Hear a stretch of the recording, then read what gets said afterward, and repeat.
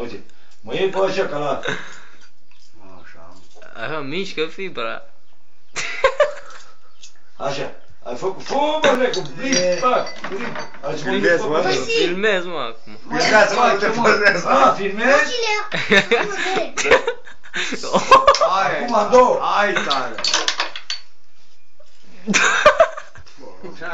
E bine? Nu știu că milă. E belea. E bine? Acum. Te dau pe Discovery, că nu mai țin. Dar te-ai câștigi mulți bani. Nentule, Gata, terminăm filmarea. Cred că iau ceva cu tine. Mă bag pe post. Animal Planet. Animal Planet. Nentule, vei? Nentule! Bravo. Mai vrei, mă? Nu se știe, mă, decât 20%. Ia fibră. Mai e una, două... Uite-ne. Ia uite, uite. Mai e nouă, Că vei? mi-l arăt. Stai că nu oricine. Stai așa să mă concentrez. Hai bă, nenicule, cum mă zice Moni, mă? Că bine. Trimite pe netul. Mă trimite pe mine. Și băi, te duci la ăla jos, el a urcat la sus.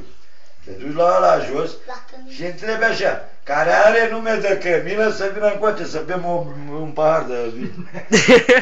Copilul ăsta zice, Nenicule mi-a zis, Moni, zice, care are nume de cămilă să se ducă până la sus, așa să doamne. Să-i dau muie, mă, să-l fută în gurii. Animalul, mă. Nu mai beau cu tine, mă, nenorocitule. Că din cauza ta, pe tine te doare ghicioale, pe tine așa nu zice. Și pe mine mă doare ghicioale, Moni. Din cauza ta, că s-a luat boala de la tine sau la mine. Îți băuta pe unul după altul. Nenorocit, mă. Cămilă. Păi eu doar că...